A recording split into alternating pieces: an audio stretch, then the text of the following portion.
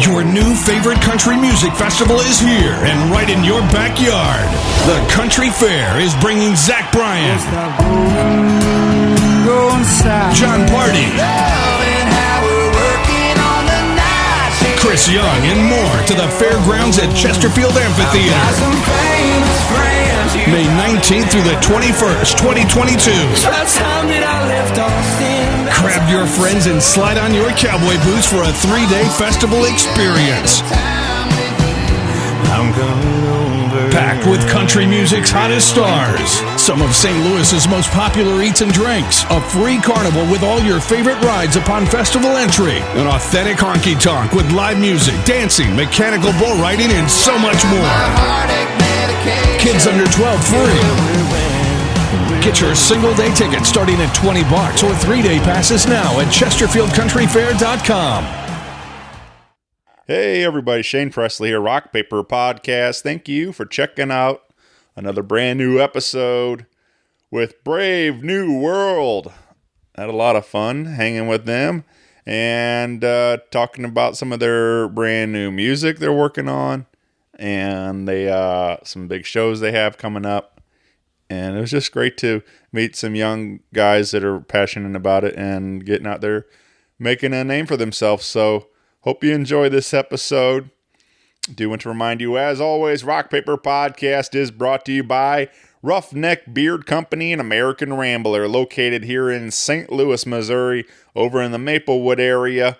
Stop in by the shop or shop 24/7 at roughneckbeardcompany.com. Roughneck Beard Company is proud to present a brand new beard oil blend, Comeback Kid. Spring is upon us and the world is in rebirth. The pandemic seems to be winding down and life is beginning to resume.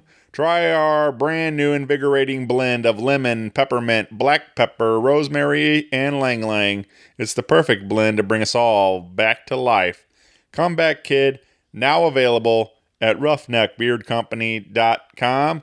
You can find all their wonderful beard oils, beard balms, junk powder, their tattoo ointment, banger butter over there. You got your just about anything to take care of that beard and mustache of yours, or any of their fine grooming products, combs even, soap, whatever you need. They've got it all over there at Roughneck Beard Company.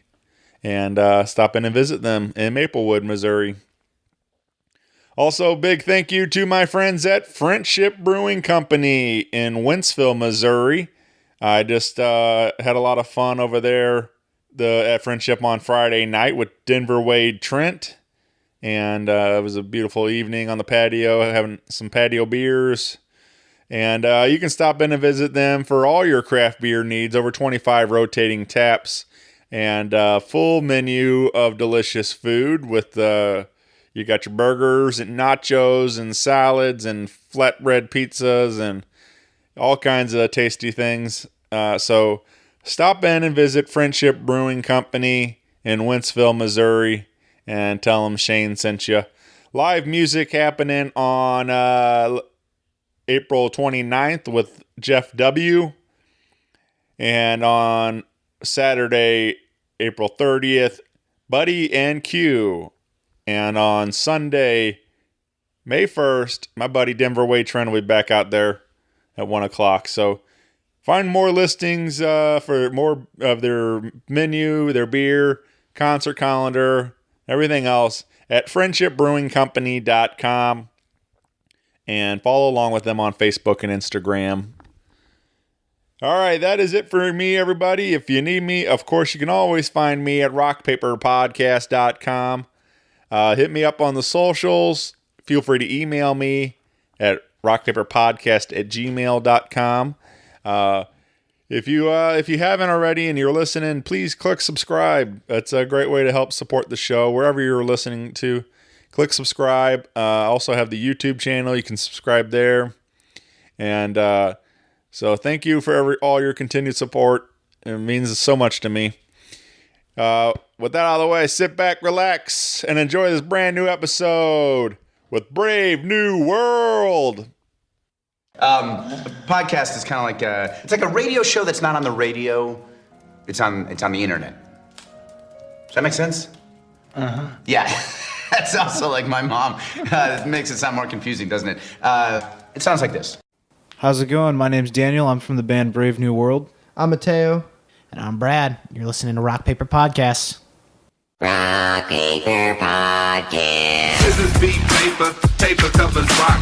Rock beats is the Shane covers non-stop. Never know what new kind of guest that he's got coming at you. Live and direct on the spot. Could be rock, folk, country, or hip-hop, jazz. All kind of folks that he has. Could be an artist or a comedian to make you laugh on the Rock Paper Podcast. double-decker fudge round, rolling round town. Shane coming at you live and direct from ground zero. He's your hero, he's your bestie. Rock Paper Podcast with Shane Presley.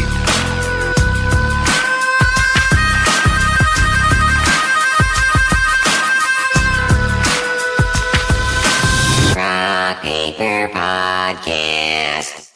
Hey everybody, Shane Presley here, Rock Paper Podcast, coming to you from St. Louis, Missouri. Hanging out today with Brave New World. Welcome to the show, guys. Thanks for having us. Thank you. Yeah, thanks for having us. You guys want to properly introduce yourselves for everyone listening? All right. I am Daniel Allen. I switch off with Brad Ponzer on lead guitar and bass.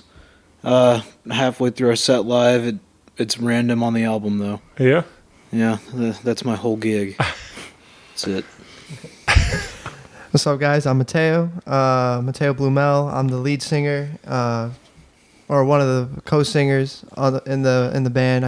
Pretty much just sing pretty, and so that's kind of my job here, and just kind of get the crowd going. So. Oh yeah. I'm Brad Ponzer. I switch off with Daniel over there with guitar and bass, and I also do the harsh vocals. I also just so happen to be the one who writes most of the stuff. Yeah.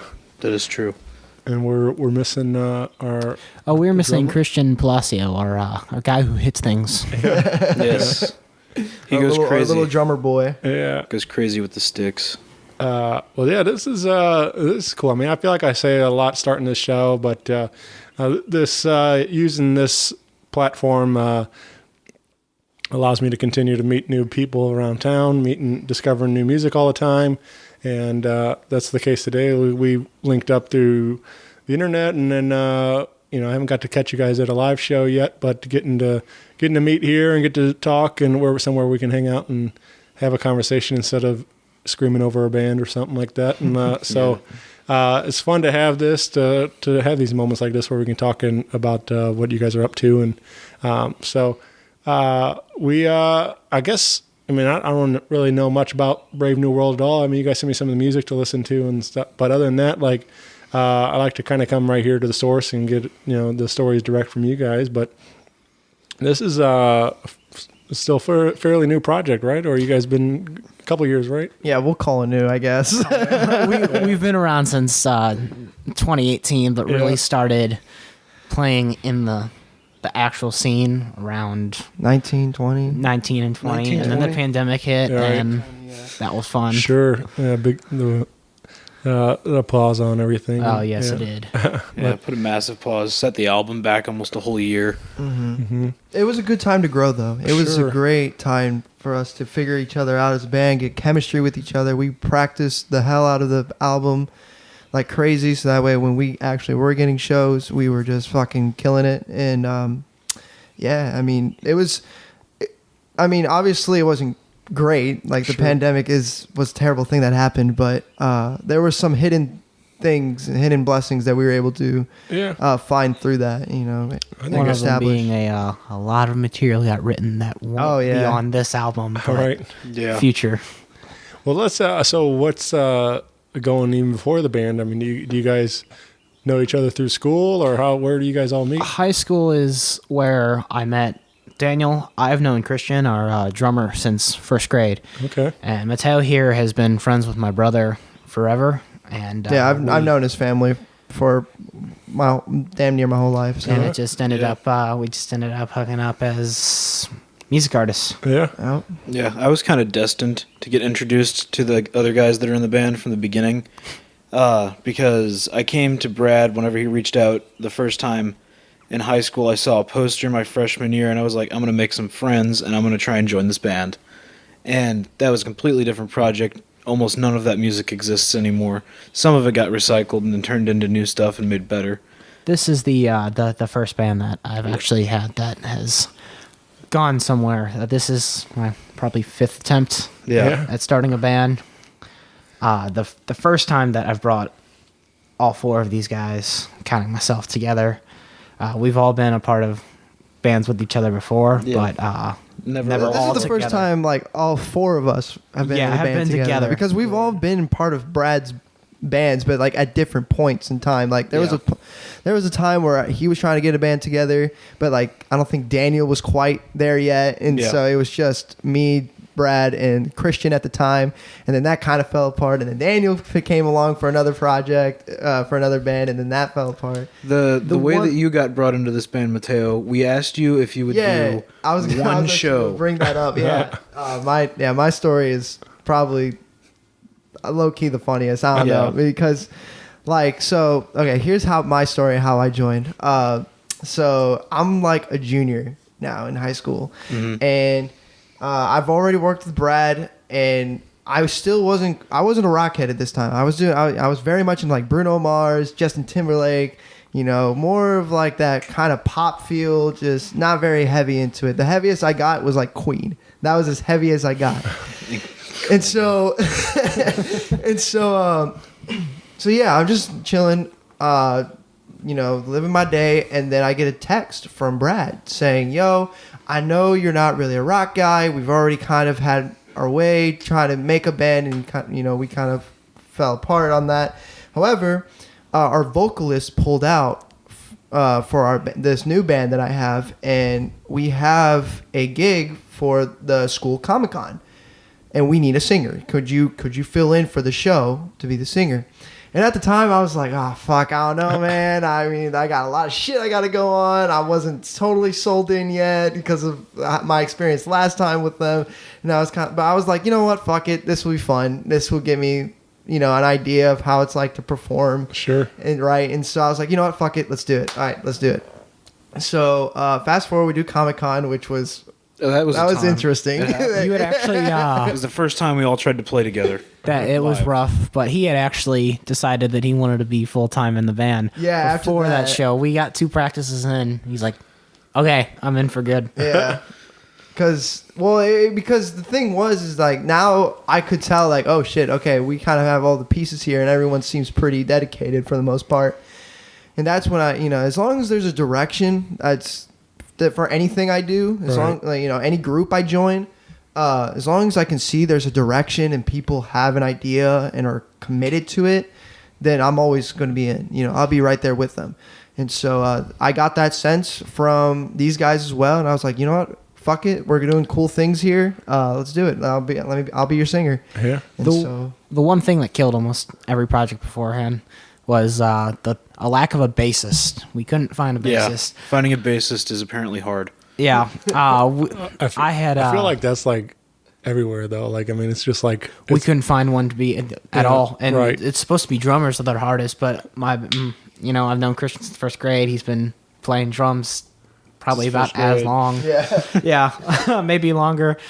But I had been playing bass for the high school jazz band for maybe 2 years, and then I stopped. It just wasn't for me anymore, but I knew how to play bass.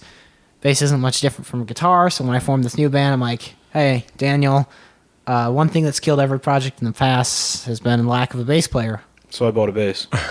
He bought a bass. I'm like, "How about we just switch off on songs?" Like, I think that was the biggest thing that he was having a problem with, is that everybody wanted to play the guitar, right? And, obviously there's bass players that are important and everything like that, but like the guitar gets a lot of the solos and stuff like that for the instruments, and so I think everyone wanted to play guitar. So I think they finally figured out a way to accommodate both that, to where they both get to play a little guitar, get their solos and stuff, but also get on that bass to make sure we got that foundation. Writing bass was rough for a little while too.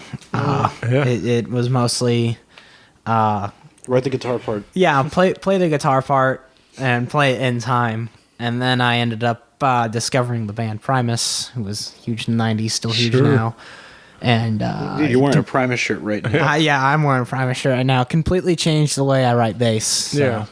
Yeah. I mean, that's the thing. Like, as you realize, like, there's people that play, and then there's people that play it, like, you know, that make it play lead like that, play those like lead solos and stuff like that, like Les does and stuff, like, you know, just the way that Lemmy Kilmister played a bass like a lead guitar. Right. No one else has been able to do that the same way he did. No one ever will be able to. But you know, even like you know, Flea from the Chili Peppers and stuff. You know, there's these guys that like master their instrument, where like they are the star of the band, no matter what, you know, they're playing and stuff. So like, so yeah, it's cool to see when somebody really steps up and, you know, owns their moment in the spotlight, regardless, you know, if they're whatever they're playing. So yeah. Now, when the band first started out, we were straight up just rock project. We would go a little bit into hard rock territory, but we tried to keep it as a little bit light as possible.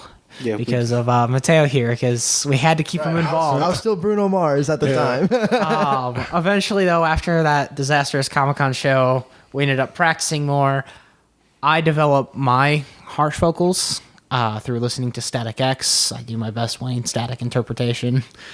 But we ended up adding my vocals in, and Mateo almost immediately clicked with it. Right. I think it gives our band a very yin and yang feel in our songs that I feel like a lot of other bands don't have, and that's not to say that it's something they need to have that they don't. It's just, I think it's part of what makes our band a little different from the others. There's a great example of that yin and yang effect on a song we have called Carnivore, which is actually about drug use. In the song, Mateo plays the role of the user and sings all the clean parts, and I'm like the inner like demon voice of the drugs, trying to keep control of him. Luna is even, in my opinion, is an even better interpretation or example of that idea, because that song is also, you know, has a good message about depression and how hard, you know, that there's, you know, the sadness and the kind of the melancholy that comes with the depression, which I, you know, portray through my, you know, smoother voice, while Brad demonstrates the, you know, the frustration and the anger that comes with that depression as well through his harsh vocals. And so it just ends up allowing us to tell more stories. It allows us to give a broader like sound palette, broader dynamic to the projects. And it's also, I've also delved into more of, like, obviously I don't ever get as crazy as Brad, but like the more I was playing with these guys, the more I realized, you know, like there is a certain beauty even in those screaming, you know, when you're screaming, you know, right. It gives a story, gives emotion, it's raw emotion. And so that's when I started, you know, I started taking also voice lessons and stuff like that in college and like that. I'm majoring as a vocal major in college. Can't get my words out. So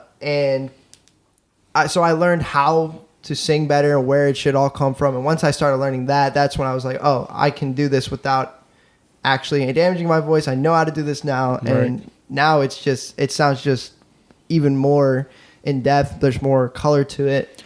And yeah, a lot of people that I've taken to our shows in our friend groups and all that have actually told me a lot recently that your voice has matured. That they can tell you've gotten more comfortable using it. Oh, thank you. Wow. Yeah. That makes me feel better. Nice. Your stage presence definitely says that too. Yes, your stage preference, you've gotten a lot more confident.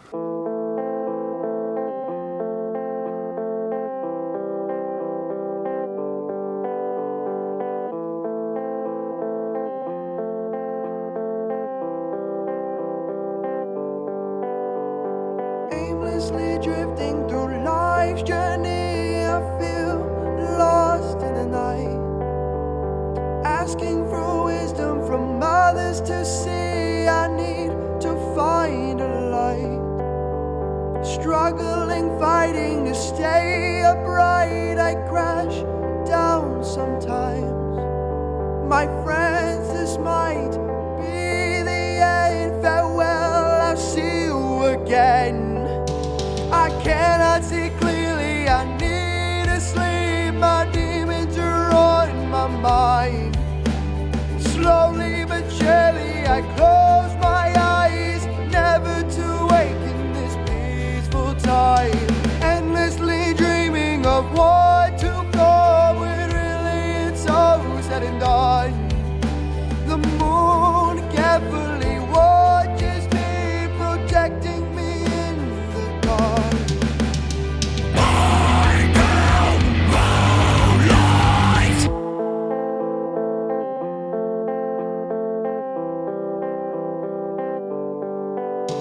Depressed and drunk, I wake up, realizing I'm still in bed.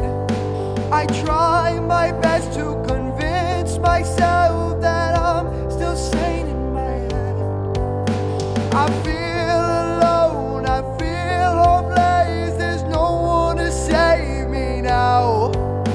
I pray to God to take my soul, I need some rest from this old show. I cannot see clearly, I need to sleep, my demons are on my mind. Slowly but surely I close my eyes, never to wake in this peaceful time. Endlessly dreaming of what to come, when really it's all said and done.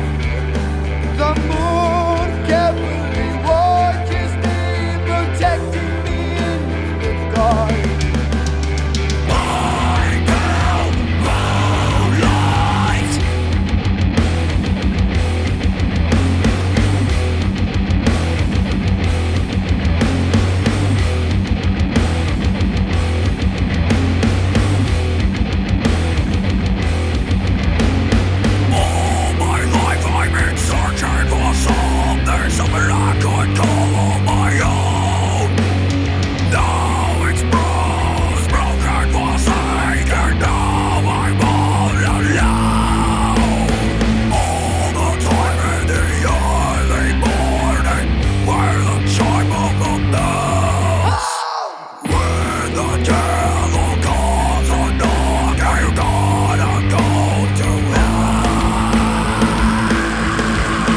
I cannot see clearly, I need to sleep, my demons are on my mind. Slowly but surely I close my eyes, never to wake in this peaceful time.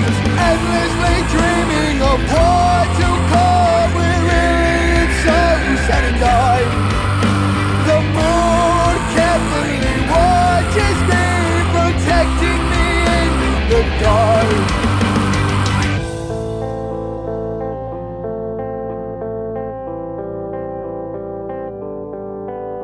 Protecting me in the dark.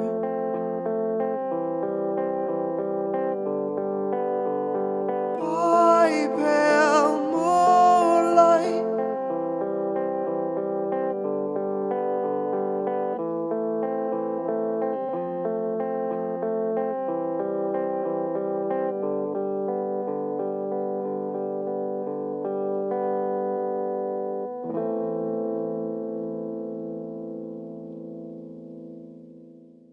Now, Mateo earlier said that that him coming in contact with all of us for the band is the funniest story. I actually think Daniel's is more ridiculous. My story. I think I'll tell this. Okay, you can go ahead, Brad. Tell it from your perspective. Yeah, so I had put out the flyer. We were forming a metal band in high school. Mateo had no involvement in this. It was Plague me and Inc. Christian. Yeah, we were going to be called Plague Inc. And I was looking for a bassist, a keyboardist, possibly, and a vocalist. Clean, harsh, didn't matter. And after, a couple days of the flyers hanging up, we had no response. So we ended up taking them down. And for some reason, Daniel contacts the only guy who wasn't listed on there for contact information and contacts Christian.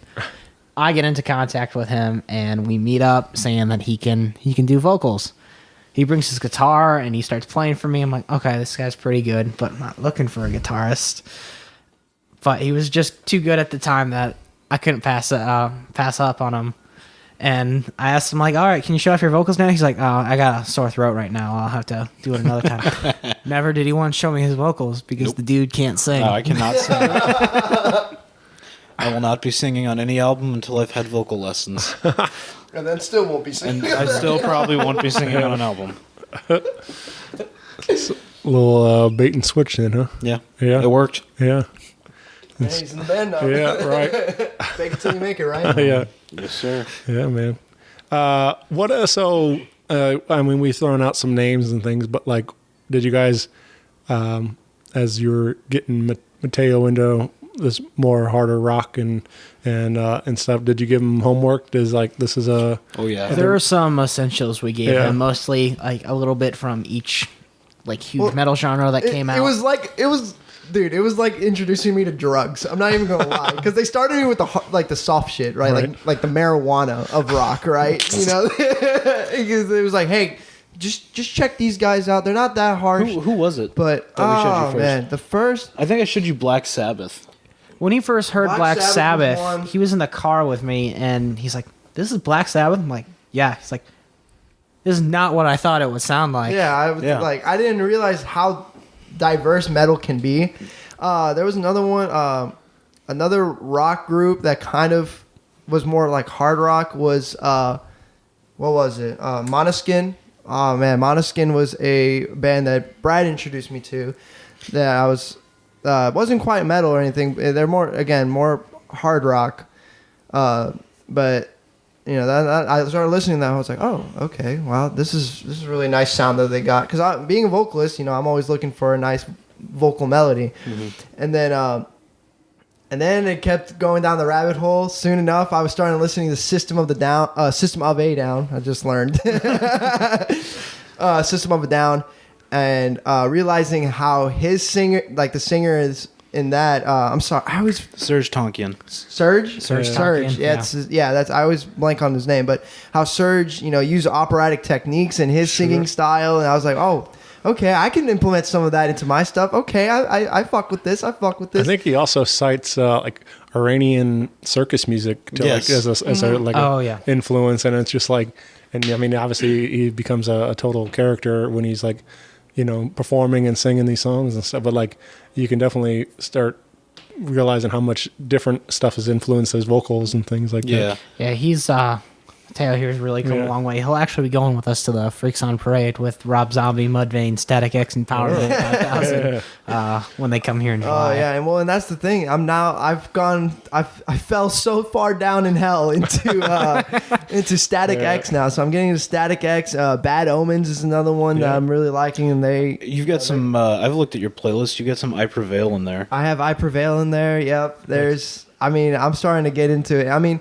rock is starting to become one of my favorite genres because Brad says it best when he said it best when he said it's the purest form of anger is the purest and rawest form of human emotion. And you know, and that's easiest to show in rock. And, I mean, obviously, it's not just anger all the time. They like there's party songs. Yeah, there's great party songs and stuff like that.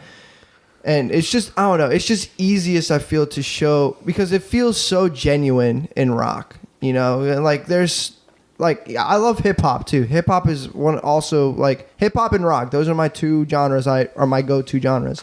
And, but even in hip-hop, sometimes, you know, they kind of get lazy, you know, sometimes it's the same trap beats over and over again, and sometimes it doesn't feel super genuine. And I guess, you know, rock isn't necessarily...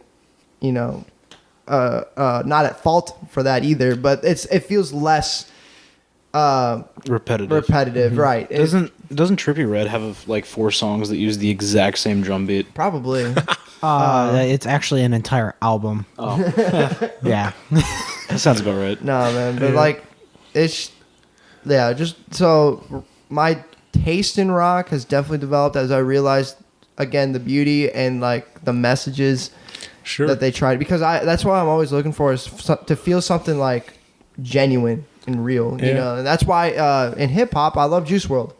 You know, Juice WRLD is a big inspiration for my writing style. I've written some lyrics for these songs, and he is a big inspiration in how I write my lyrics because he's very hard on the sleeve and just, tells how he feels. And it feels real compared to some of these other, artists where they just kind of, let's just have fun, sex, money, drugs, all that stuff. And so, that's why, I've developed into this rock, Sure. As far as him writing, I was actually quite surprised. We clicked almost instantly as far as collaborating on lyrics. He doesn't play really any instruments. He's learning piano. But as far as like contributing to the actual like instrumentals, he doesn't really do any of that. It's mostly lyrics. And I just sing and look pretty. That's all I do. Yeah, I was honestly surprised how well we clicked. And I knew we clicked almost instantly when we were writing stuff for future material. So when this band formed and the material was written, most of it had been written before. Honestly, this band was even formed. It just ended up finally finding a home for all of these songs. Mm-hmm. And then we started writing some new material, and we just traded back off and forth on one of these songs that it's going to be great. And then later on, we were writing lyrics for another song, and I'm like, maybe you should hear the song that follows this one first, and then you can get a good idea. Oh, I know the song. Yeah, and then he handed me the phone of what he had typed. I'm like, never mind, you're good. Keep doing what you're doing. Yeah. Well, we talked earlier. You said, talking about like kind of a yin yang thing, and with the vocals, and then also being able to express in this rock and format with your voice, but like I don't know all that. Like my mind went to like a Chester Bennington and stuff, and like the way he's able to use his voice, especially like wait. We have an inside joke. Oh, yeah, there's an inside joke with Linkin Park. All right. Well, I mean, I know they're not like as the heaviest for this stuff, but the way he's able to, there's when he gets into that scream and stuff like that. There's so much raw emotion in there, and again, like you're saying, to be able to express yourself in that way, it would not maybe happen if he wasn't able to get the scream like that or these different things. So a lot of that is the result of tragic backgrounds that a lot of these musicians come from, and I'm grateful, and all these guys are grateful enough to not have anything as traumatic happen to them as Chester, Lance Chester, Dimebag Darrell. Another one is Corey Taylor. Corey Taylor's, but Ivan Moody even. But with getting big, some of those bands can lose that touch, the emotion that drove them. Like for example, Slipknot's fourth album wasn't all that well received. Nope. Then Paul Gray died, and they went and they became recluses for a while, and then came back and. Their fifth album sold out everywhere. Sold out, yeah. Their fifth album sold out everywhere, and in live performances, it was almost as if it was them back in '99 again. Yeah, yeah. I think that's part of the reason that Slipknot's one of my biggest inspirations, is because they've gone through lineup changes multiple times. They've added members, they've kicked people out of the band, they've had people pass away, but they keep coming back. They keep making more music. Sure. They're all getting close to being in their 50s, and they're all still doing it. Now people would be confused, like, well, how do you write so much angry music then? I'm like, well, I'll be the first to admit, I have anger issues. I really do. I have an anger problem. But when I... you should try playing chess with Brad. When I get... Don't know how to play chess. But when I get into like a headspace where like it's just a really bad day, music is my go-to. It's what calms me down, and I put all of my emotion into that. Yeah, man. That's there's so much of that for me too. I don't write and perform music or anything, but their music is an enhancer for me. It's like, when I'm sad, there's the sad songs. There's when I'm happy, and there's the party songs, and and everything else. But it's for me, it's like, I don't know. There's so much I connect to, especially lyrically. I feel like there's so many like great writers, and I've been like, man, this guy's like telling my story or whatever it is. It's like, or I've been there, and they make this music so relatable to these scenarios that I've been going through in my life and stuff. So that's what I mean. Like, it's good that you're able to find some kind of avenue to share your, even though we don't have some of these other stories to share, but we share our story, and we're putting it into the music. Carnivore, that I was talking about earlier, which is the song where I'm the voice of the drugs and he's the voice of the user. None of us have ever really used drugs in our life. Marijuana probably being the hardest substance that any one of us has used. Yeah. But so people could probably get confused, like, how do you know what? It's like, well, the way I relate it to is watching all my favorite artists die of drugs. So it's me putting the band my anger towards that into it. When the band formed and we were first sitting down and talking about what we wanted to be about, we actually had a conversation right off the bat that was, if anyone does anything harder than marijuana ever, you're out. Because we don't want to have to put everyone in the band through that loss that we've seen so many other bands experience. We told them that, like, it was made clear, like, we would get you help, we would help you as best as you can, right? But you're out of the band because it destroys bands and it destroys friendships. Yeah, so. yeah. It's I mean, I don't know, and then like it's I don't know. It's been on my mind a lot, like because they're like making a huge comeback right now, but. Chili Peppers, like seeing like John Frusciante's like back in the group and like who hasn't been with the Chili Peppers since 2007, I think. Yeah, so that's probably right. Something like that. So I was like, but I know he's had his struggles, and then now he's back in a good place, and so Taylor Hawkins was finally in a good place, and he just recently passed. That hurt me when I woke up the next morning. And found out he had passed. Yeah, that was. I had just seen him live a couple months before. That was tough. Yeah. It was definitely a shock. But can't imagine how Dave Grohl feels now. Sure. Yeah. He might develop a complex. Yeah. Yeah. I don't know, man. It was that's heavy stuff to deal with, and especially again having it twice. Yeah. Mm-hmm. But yeah, I don't know, man. It was so I agree. I think that's probably a good policy to have, like just to not mess with that stuff. Yeah. Well, you guys mentioned Luna, and let's talk about another song you guys shared with me, and this is one that these are both unreleased, right? Currently both unreleased. And then we're working on getting some new tunes out. But you guys shared a song with me called Chaotica. Yeah, that's correct. And so obviously, for me, like I listened to Chaotica first, and I was like, all right, very right off the bat, like pretty heavy, and a lot of the got Brad's vocals on it, and like.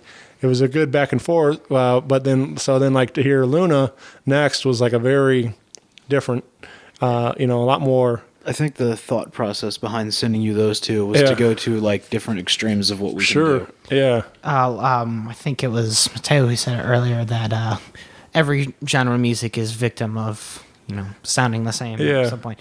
I don't want to fall into that pattern, so I normally come up with the ideas initially, bring them in, and then we add our little spice to it to make it truly like the band's music. Yeah. Mm-hmm. But I don't ever write anything the same. I just have so many influences on every song, so I don't like to make things sound the same. And funny story, I guess we could reveal this on this podcast.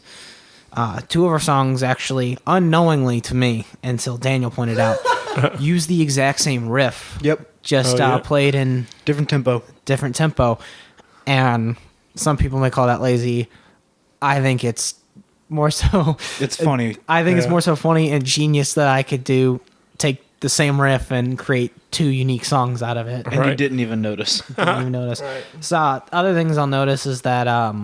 I'll write riffs and they sound very similar to bands that I listen to, like Chaotica, for example, has the main riff on the verse and the actual whole feel and lyrical pattern is actually very similar to a song by Static X called Chemical Logic. And Static X was actually not an influence on that song. Surprisingly, the main riff that is heard at the beginning and throughout the rest of the song was actually inspired by a combination of My Own Summer, commonly known as Shove It by Deftones, and Death Blooms by Mudvayne. Yeah. And then when I ended up listening, I pulled up Chemical Logic at some point, about maybe a couple months later, and listened. I'm like, oh my gosh, I didn't even know I did this. Yeah. What comes to mind when you guys think about Chaotica? Like, is that besides some of those influences? Chaos. Yeah, that's kind of the whole idea. Sure. Is just pure chaos throughout it. Yeah. The section that Mateo sings on, I'll talk about the music part. You can talk about the lyrical part. The lyrical part. Yeah. Musically, the part came out of trying to contrast the two parts, like extremely heavy in your face and then going a little bit more melodic, which is something Static X has done before and a bunch of other bands System of a do all Down the is time. really System well of a known for Down it. does it all the time. But those chords came out of a necessity that I thought I needed, because we have a song called Hell is Lies that uses similar chords. It came out of a necessity to make a part of a song sound similar enough to where Hell is Lies doesn't sound different from everything else. Yeah. And Hell is Lies is a already released track Yeah, that is on Spotify. Yeah. under the title 531-751-7734, which if you put it into a calculator and flip it upside down, says Hell is Lies. Oh, wow. Because we're middle schoolers. I said we could have made the song, what is it? 531-8008. Yeah. That would have been great. That's more my speed right there. Yeah, go ahead. That's what I did in middle school. And then like lyrically, so I don't know. It's just again just showing that contrast in everything, the yin and yang, and just in life in general, but in the chaos too. It's like you have like the violent chaos, that Brad sings. Where it's very very face. staccato and very very in your face, like he said, very forward, very loud. And then you got my part, which is, if you listen to the lyrics as well, is more like questioning and confused chaos. Like that idea of like, oh my God, what the hell is going on? Like, I have no idea what I'm doing. I feel like a failure. Everything's fucking exploding around me. And, that idea of just constant confusion. Like, and all you've got are goddamn regrets. Yeah, is the world actually, going to be okay? It actually took him a while to figure out the lyrical, but so most of the time when I write lyrics for the song, I wrote all the lyrics for that song. And normally I come up with the lyrical patterns too, because I'm writing it and I'm normally singing in my bedroom while playing it. It actually took him a while to get the lyrical pattern down for his section, and he ended up changing the second half of it because for some reason he could nail it the first half, but then he couldn't keep it up the second half. Yeah, but it ended up becoming even better because he changed it. Yeah. Because now there's a stark contrast between the way it's Because, sung. well, to be frank, it got repetitive. Yeah, that's part of the reason why I kept losing my spot. Because he just kept doing it over and over. I was like, okay, I like the idea, so we'll keep it for the first half, but let's do something else for the second half. And then Brad is super cool. He's like, okay, just let me know what you're doing, and then I'll adjust my riff to match that. And so I was like, okay, sweet. And ended up keeping the same riff, and your lyrical pattern just worked. Yeah. And so and now it's a little. There's at the very end. There's it picks up tempo, and it's more of a contrast. That's a contribution within the contrast. That's a contribution from Christian too. Is that tempo shift? I think it brings a lot more emotion into the end of the song. For real, yes.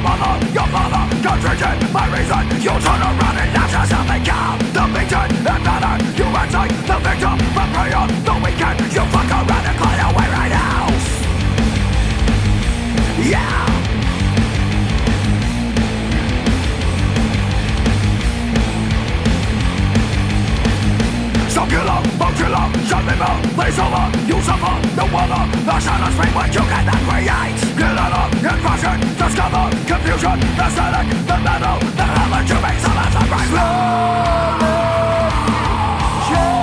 changes my every moment.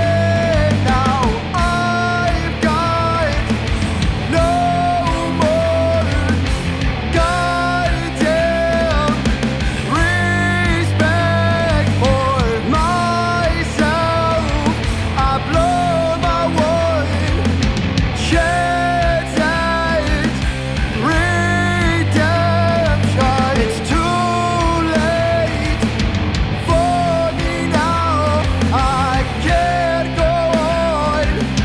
Leave me out in the dark. I'll turn into waste. There's no point for me to try anymore. I can't get what's all I've got are goddamn regrets. Is the world going to be okay? I don't know.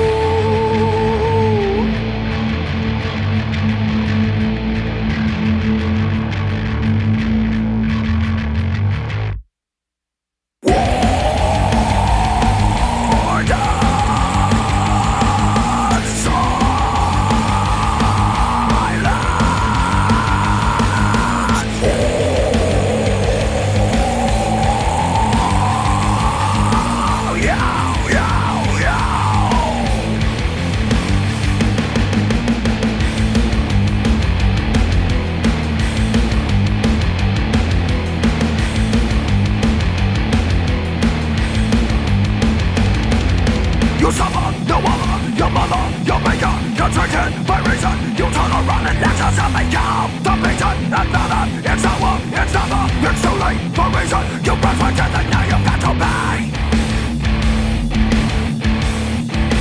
Why can't you just leave me all alone? Get the hell on this my mind to blow.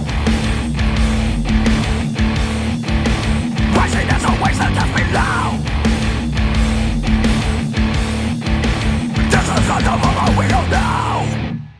The funny thing is that when I first showed the song to the band, Mateo was still at the point where he was still more pop heavy, and so I was nervous when I showed this. I'm like, all right, can this be a Brave New World Let's song? see what And then you do. I showed it to them, and Mateo's like, all right, sounds good, cool. Yeah. I'm like, and then I told him like, hey, I'm because at this point I had just been really a backup singer, but then I started really coming to my own as a main vocalist, and I'm like, hey, I'm on main vocals on this. He's like, oh, okay.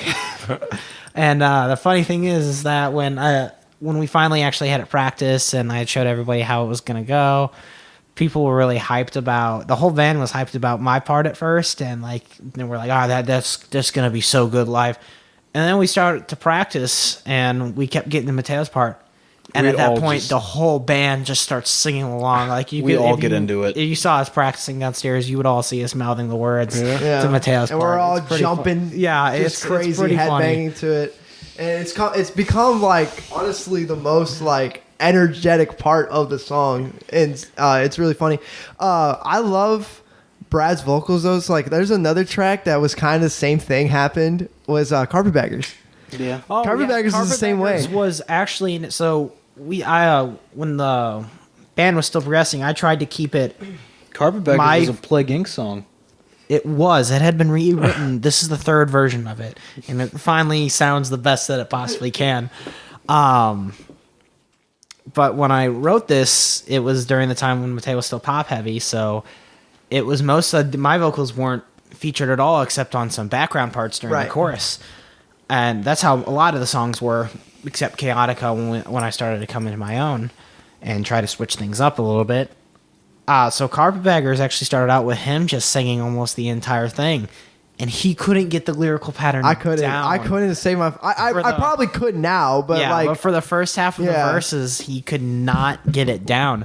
So he's like, "Why don't you try it?" And I did with my vocals. He's like, You know, that sounds really good. Yeah. You do it. Yeah, you do it. We can transition on the second half, and so that's what we end up doing. And now it's again just more contrast and more dynamic palette. And as that far we as have. politics go, that's as political as we get, and that's pretty much a big F you to everybody. Right? Yeah. It's not one particular group. It's Yeah. everyone that's annoying. When We we hate play politicians, period. when They we play fucking this suck. live, I quote Lemmy Kilmister, who said, "All politicians are sons of bitches." Yeah. And To I'll believe in rock and roll. Hell yeah. Yeah, man. Well, we speaking of some of those live shows, we have a few dates on the calendar coming up for you to come out and see these guys live. And so we got April 25th at Redfish Bluefish. Yeah, we'll be opening up for a band called 600 Cuts from Texas. We'll also be there with a band called Split 66.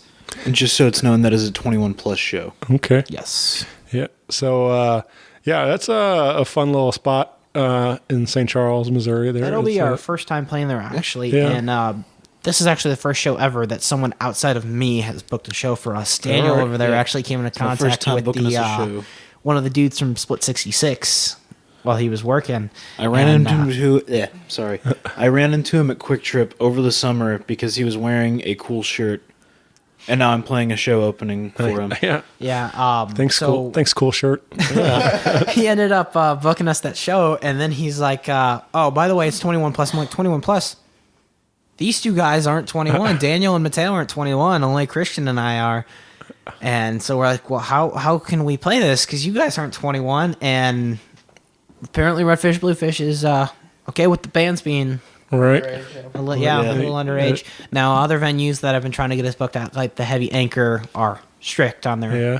Everyone has to be 21 up, and was why we won't be able to play there till October. Yeah. Yeah. There's I mean, I don't know. I feel there's exceptions to the rules when it, especially if you're involved in the entertainment talent and stuff like. They might have been necessarily desperate for a band too, because they had only had Split 66 opening up for 600 Cuts, and when I looked through Split 66 information, like their show announcements, there had been another band on that bill, apparently who had been inactive for a while, so they kind of dropped off. Yeah. Well, you guys are also playing with Split 66 May 6th at Red Flag also. Yeah, right? we'll be playing with them again. So if you're not 21 up and you want to see us play with them, you have another chance at Red Flag. Which is a great spot for sure. I've been over there. I really enjoy what they're doing. Like, you know, I've been to Foo Bar over the years, but it's cool to see. Yeah, it's cool to see the guys expand and built a beautiful space over there. We love those guys over there, Max, Colin. Yeah, Bob. we're regulars at this point. Yeah. We walk in, and they're like, "You guys know what the hell you're doing." Right. Yeah. One of the last times we walked in, they were like, they went to ask for our vaccine cards to double check us real quick, and they were like, "Oh, you were here like a week ago. Never mind." Right, Yeah. And we played 2 shows at the Foo Bar before they moved over to Red Flag. And we were supposed to actually play a couple more. I think it was 2 to 3 more, and then pandemic happens, and unfortunate. One of those last shows that was supposed to be at Foo Bar, which was originally supposed to be one of the first shows at Red Flag, was with a band that that Christian and I knew, called Common Jones, and they were actually quite big in the local scene. Yeah, one of my favorites for sure. Yeah, and unfortunately, a couple months ago, those guys split up, which was unfortunate. I only got to see him like 3 times. Yeah. But Malibu 92 is getting ready to release new music. Are they? Yeah. This summer. We know those guys through high school. Yeah, I like those Christian guys a lot, and I, too. Daniel and Oh, is Mateo. that Andrew and all? That's Andrew Andrew. Craven. Yeah. Sick. Yeah, those guys are great. Hey, you think So- now that Common Jones did that, we can get our snare back? Oh yeah. So yeah. So how we know them is Christian's got family connections to them, and like family friend connections to them. Yeah. And so their drummer, who at the time needed a new snare, took the snare from Christian's drum kit because Christian wasn't really using it. We weren't a band yet. Ended up getting We actually have that snare back. We have the original snare back. Yeah, it's the yellow one, right? Yeah, we have so we were stuck with his snare, which, not to be rude to Lars Ulrich. to Chris. No, I want to be rude to Lars Ulrich. Not to be rude to Chris or anything, but that snare sounded like the trash cans they used on Saint Anger. Yeah. What'd you call him, Chris? His name's Christian. He'd be mad at you. No, I'm talking about Chris Bain, the guy whose snare that actually is. Okay, that's fair. And then he ended up getting himself a new snare, so we ended up getting that one back, and now it sounds so much better. You'll be able to definitely tell the difference between the old version of the Cure and Hell's Lies to this new version that is recorded with this new snare. Some kind of monster. Yeah. Yeah. All right, we got and then May 7th, a pretty big one. Yes. You guys are putting together a festival, right? Mm-hmm. Yeah, so this is going to be called Rockin' on the River. It's going to be at my grandparents' river house, which, for those of you who want to know, is on 47 Bolliford Beach Road in Sunset Hills, Missouri. And basically what this is, it's all for a charitable cause. My uncle took a real nasty fall a couple months back and suffered some traumatic brain injuries. So to raise money for his family, we've been putting together charity events, and this is one of the most latest ones. We're putting, me and my cousin and his wife are putting together a music festival, charity music festival to raise money. It's only $20 admission to get in. You can send us, you can Venmo. You can Venmo either me or his wife, and we'll have that information out on the Bloom River Instagram. It's literally just called Bloom River, BLUME, and then the word river. Or you can follow updates on Instagram, the Brave New on the Brave New World account, the Brave New World Facebook account. So as of right now, we have 10 bands on the bill so far. We have 11. We have 11 bands on our bill now. 11 acts. There's some solo acts there. That's fine. My cousin's going to be performing there. He was going to be with his band, but fortunately his bassist had to back out for his wife's his wife's birthday, which he discovered. But we'll be playing with bands that. We'll be playing with bands like the Mustard Seed, Faith Shakers, Sage Tornado, who is really, really cool.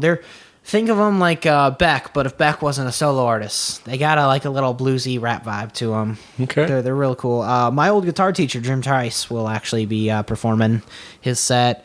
We got Mark Connolly there, who's my cousin. We got West End Junction, who's a folk duo who we played with a while back. Very interesting. Very interesting. They're great. Kara's awesome. We talk to her all the time.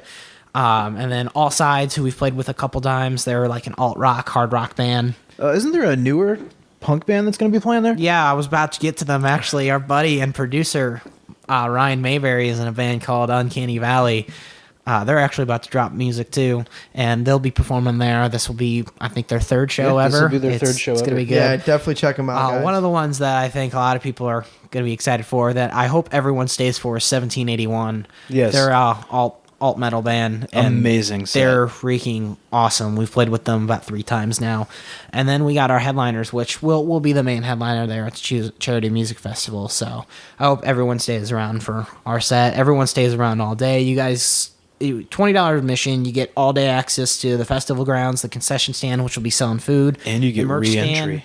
Yeah, you can get some re-entry. And there will be charity raffles there. We'll do probably a 50-50 there, and maybe some raffle off some big items. The other 2 bands that I haven't mentioned yet are Sonic Candy, who actually just released some new music, and a band that you actually interviewed, and this is how we actually got into contact. Shots Fired will be one of the headliners there. Yeah. And they're awesome. We played with them on the Road to Point Fest show. Yeah. And we're glad to see that they're in the finals, which I think either happened yesterday. Yeah, it was last night. Yeah, was it last night? Yeah, I wonder how they did. They'll probably announce that soon enough. We'll find out as soon as they know. Yeah. Now, for more information, you can always check out, the Brave New World accounts or the Bloom River accounts. You can probably check out the other bands' accounts on either social media, because they'll be posting all that too. So, like I said, $20 admission. The festival grounds will open at 12 o'clock. The first band will take the stage at 1 o'clock, and that first band will be Sage Tornado. So I hope you guys all come out to go see them, because they're great. Nah, it's going to be fucking banging, guys. Yeah. It's going to be great. And the festival grounds will close at 11:15. Will be the last band to go on around late 9ish, early 10ish, stuff like that. Stay around. You might see me take my pants off. We'll see. We'll see what happens, guys. No, let's just keep it to the shirt, buddy. Yeah, keep it to the shirt. No, we'll see what happens. Drinks are strictly BYOB, but we will have water that the concession stand will probably sell for about 50 cents a pop. No big deal. Yeah. Well, yeah, man. That's it's cool that you are helping put this together for your uncle. Hopefully they'll help out in a big way. Definitely, yeah. Yeah. Reminder: May 7th is when that day is, and reminder for that address: 47 Bolliford Beach Road, Sunset Hills, Missouri. Don't miss it. And I'll link up the poster and everything, all that on the website too. So yeah, we'll have information on how you can pay people. I'll be one of the representatives for the passes, and Mark's wife, Mark, my cousin, will be one of the other representatives.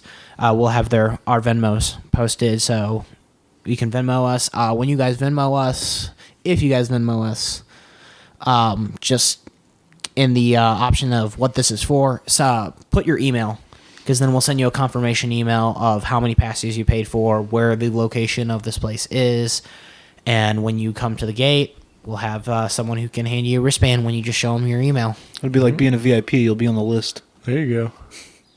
Yeah, man. I think that's like I said. I think that's really cool and great music all day long. So it'll be a fun day to get out there and do some good. So, but yeah, again, find more show information and upcoming dates on Get Plugged In with Brave New World on your Facebook and Instagram. You can find these two songs that we played are currently unreleased, like we said, but you do have a couple out there on the Spotify accounts and the digital platforms. Yeah, those old singles, they might actually be coming down. Okay.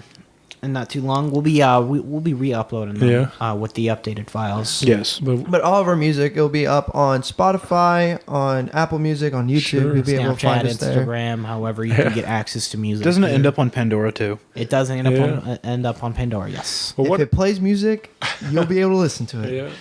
What about these songs? Like, is this are we working on a new record or what's? These have been the songs that we've been working on for a while. I mean, we got.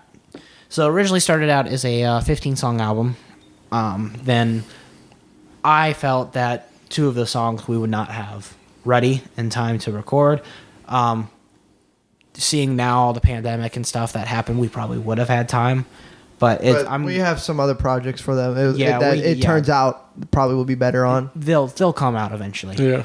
But then we had 13 songs, and the first song I ever officially wrote for this band, so some of these songs are older than the band. You're bringing this up? The first song officially ever written for the band was a song called Bienvenidos, and it was like what a dumpster fire of a song. It was terrible. It was like a Latin-themed song, and it was catchy. It was a catchy song, it had but minimal it lyrics. was minimal. It was like a good intro song, but dude, it was so.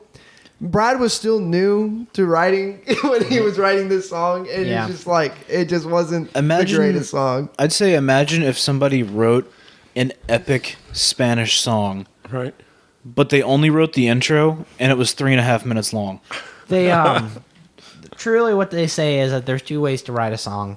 The first way is, one person comes up with an idea, and then everyone contributes their own ideas. This normally means that no one has to learn any parts, but it usually results in sloppier songwriting. The other way to write a song, they say, is one person comes up with almost everything. They bring it to the band. This results in having to teach people parts, but it normally results because it's one vision. It normally results in a smoother outcome. Yeah. So that song was called Bienvenidos. We played it 3 times at shows. We actually played it at our first show. The Foo Bar. Hopefully there's no videos of that surface because it's a dumpster we were fire. babies at that time. Yeah, it was tough. It was a real bad song, and Mateo actually tried to keep it on there because he was vibing with it for a while. But then we ended up the way we were originally recording the album, we were idiots. We weren't recording with a metronome. Yeah. And there was absolutely no way to record the song without a metronome. That was the nail in the coffin for the song. Yeah, so we finally got rid of it. And now the album is more laid out better. It's going to end with the sun with a song called Soul. And the song that that we've showed you called Luna. We'll end it. So Sun and Moon starting in the Okay. For our day cycle, if you will. Yeah. Maybe someday Bienvenidos will make a return. of I some don't think sort. so. I mean, like maybe it'll get completely reworked and adjusted. I mean, that's what you did with some of these songs, and they worked a lot better out. Yeah, So. Revolution is one of the main ones that got reworked. Yeah. that song's gonna be good. Yeah. That's gonna be a banger. When can we expect some of this other music? Probably we don't have an exact release date yet. But definitely in the summer. It'll be earlier in the summer, most likely. Earlier, it might be a little mid or late summer. yeah. Probably mid to late summer. In the is when- summer, though, for sure. Yeah. In the summer, though, for sure. Cool. All Yeah, right. we're about to finish mixing it up, ship it off to Our master guy. Master, and then- who I think is in Indiana, Indiana. right? Paul Bennett is Yep. based in Indiana. Paul Bennett is his name. If you guys Shout need out a to him. master. He's great. He's great. He did the stuff for our buddy Ryan Mayberry, who is mixing our album, but he's sending it off to him to be mastered. Yeah. So, yeah, and then after that, we'll send it out to you guys. Yeah. Very cool. All right. Well, I got some questions I've been going around asking. I've been having a good time with these. Get your guys' take on some of these. And Uh-oh. they're just... all right. What about, we dropped a lot of names in here, but what would be a dream duet or collaboration you guys would love to see for the band? Someone to collaborate with. I think we all have different ideas of who we Different want. ideas. In the local scene or outside of the local scene? Just anybody? Yeah, it's just a dream. Anybody. Well, Dave Grohl is one of the main guys that I That'd would be- love yeah, to that'd be sick. collaborate Dave because Grohl. he's just a legend in rock and in the metal community because he's a huge metalhead. There's a couple others. I know you make fun of me for it, but making a funk track with Bruno Mars with this, That would be pretty cool. A funk, yeah. I mean, we have a funk song on this album too. That's pretty short, but it's but we like Bruno Mars has a rock background too, and he personally, they don't really listen to him, but he's a legend for me. Oh, yeah. and an idol almost, and that'd be a dream for me. Two main ones as far as vocalists go would be Randy Blythe from Lamb of God would be awesome, and Neil Fallon from Clutch would be awesome because that guy's got such a great voice, so unique. And one more name drop for vocalist would be Jeffrey, I think it's pronounced Hatrix. He's also known as Jeffrey Nothing, formerly of Mushroomhead, now just of Jeffrey Nothing. That dude has a really unique voice too. Yeah, may he rest in peace. I think that it would be very cool if I had gotten the opportunity to do something with Lane Staley. Yeah. Oh, Lane, or Chris Cornell is another one. Chris Cornell as well. As far as meeting idols, Tom Morello would be one I would love to meet. He's just one of the most creative guitarists ever. I met most of the dudes from Static X, minus Wayne for obvious reasons. Rest in peace. I met the dudes from Primus. I've done the VIP with them. They were great dudes. Fortunately, I didn't get to shake hands or take pictures with Les and the boys because pandemic was going on, so it was just a Q&A. Imagine if they called the band Les and the Boys instead of Primus. Les and the boys. What a band! Well, there have only been Les has been the main one who has been throughout the entire career of Primus, but Larry Lalonde has been the other one who's been featured on every single release they've done. Yeah. Yeah. That's In the local scene, though, there are two vocalists that I would love to have featured. I would love to work with Caleb Matzker from Uncanny Valley, which would probably be really eventually, easy. yeah, soon. It'll happen soon. because we're buddies with him. He's in Uncanny Valley. Watch for Uncanny Valley, Brave New World, Mick. The other one is a band we have some roots with because we played with them at their second ever show. Would be Make Your Mark. Their vocalist, Jason Kozik, Wonderful guy. He's awesome too.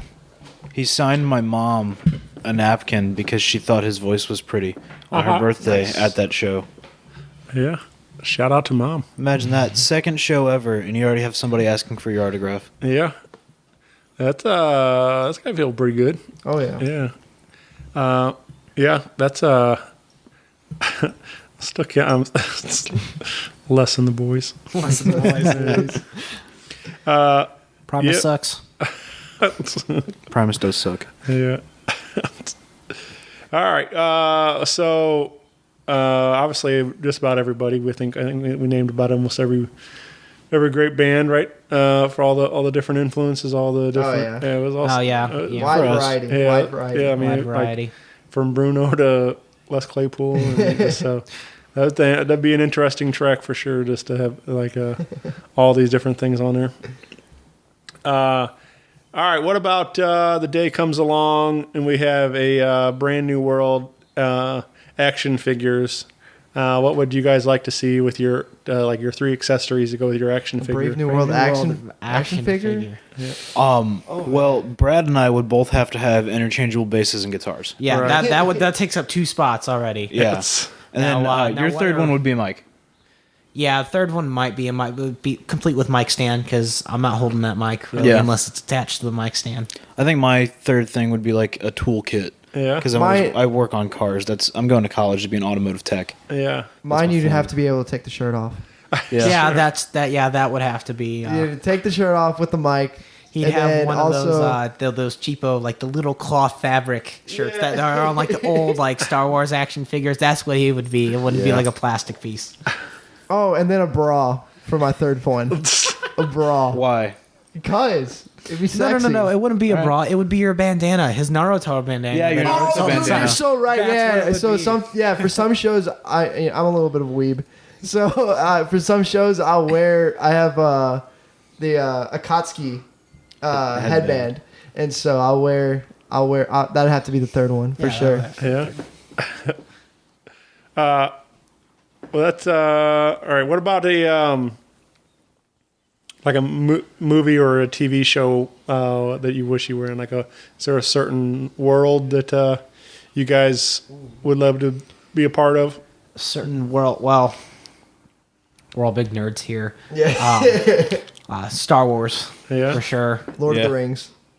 I don't know if I want to live in that one. Yeah. Well, Star Wars isn't much better. I think it's a little bit Everything's better. out to kill you there. Every planet, there's something wanting to kill you. No, it just depends where you're at. Oh my! Same with Lord of the Rings. Lord of the Rings, the only safe place ever is The Hobbit Hut. Why can't I think of what? Yeah, Hobbit Bag sex, End. let's and, go. The Hobbit Village. I don't know what I would say. Yeah. I've seen a lot of movies, but I don't think I feel like I'd belong in any of them. All right. As far as TV shows, we'd actually like to be on South Park. Yeah. We'd all love to be in South Park. Again, Les and the Boys. Les and the Boys were on there. Korn was on there for an episode. Fuck yeah. They made fun of Metallica a lot, which is They great. make fun of it. Yeah, they had, I think, I'm not sure if it was actually Ozzy Osbourne, but they make fun of everybody. They had the singer from The Cure on one of their early seasons. We have a song called The Cure. Yes, yes, we do. Unrelated. Yeah. Man, it's crazy that those guys are still creating new material with South Park. I think it was 26 seasons now. Yeah, I mean it's been 25. They might be starting the 26th. They make an episode every week. Yeah. That's how they stay so relevant with keeping up with the times. Sometimes they don't send the final product until like an hour, an hour or a couple hours before the product's supposed to air. Yeah. Yeah, that's I don't know, man. I don't know. It's impressive, that's for sure. Like just For that 25th anniversary, they're actually doing a concert, and I think it's Red Rocks. Nice. Primus will actually be there, Yeah. and Matt Stone and Trey Parker, I think, will be performing. They've done stuff in the past too, Yeah. and some of their stuff it's comedic. It's real funny. The main one is "I Am Chewbacca." Is a great song about an office worker who dreams of becoming the 7-foot tall Wookiee. Was he using the Chewbacca defense? No, he was not using the Chewbacca defense. Oh, wonderful. That song has unfortunately never been released studio-wide. The only way you can hear it is through YouTube. Or you can hear it at the end of one of the episodes with Starvin' Marvin in it. Yeah. Old Starvin' Marvin. Mm-hmm. That's I laugh because there's a coworker of mine. They call Mr. Henke, and so it makes me laugh every time they say his name. I just yeah. And also Tally is like one of the best. That's the melody to Funky Town. This is some good shit. I don't know what Tegrity is, but that's good shit. Tegrity Weed. Oh, by the way, apparently Tegrity Weed's becoming a real thing because it's one of the sponsors for that 25th anniversary concert. I wonder how much money Trey Parker and Matt Stone are about to make about selling. They just made like a couple $1 million off of a deal with Paramount. Do we know what of? Yeah, they were making like 14 movies for them. They've already released 2 of them, and eventually that deal includes South Park eventually moving exclusively to Paramount Plus. Why are they gonna move it again? I don't know. They're always making deals. It was on Hulu, and then it moved to HBO Max, and I don't think it will be for a while. Maybe 2025 is when it will move again. But right now they're doing exclusive movies. So that half of the 24th season, which only consists of 4 specials, the pandemic special, the vaccination special, and then the 2 post-COVID specials. Those 2 post-COVID specials are only on Paramount Plus. Very good, though. Get low, these fucking nerds. Well, we did some voices, some impressions. Do you guys do any other celebrity impressions? What would Nick Kroll from Big Mouth when he does what's it, Maury, and what's the other puberty demon that he demon? You mean hormone monster? The hormone monster. What's the other one he does? He does. Nick Kroll voices like 90% of the cast of that show. Yeah. Oh, that one? Yeah, that one. Yeah. Oh. Sometimes man. Brad likes to do Rick. That's his name. Rick. Rick. Sometimes Brad likes to do one of the Toads. Yeah, he can do Toad from Mario. Toad! You ready, motherfuckers? It's so fucking annoying. You got to do that for our next mic check at a show. Yeah, we do some fun shit. There's two riffs that I like to play that annoy the shit out of this guy, Mateo, and our drummer Christian.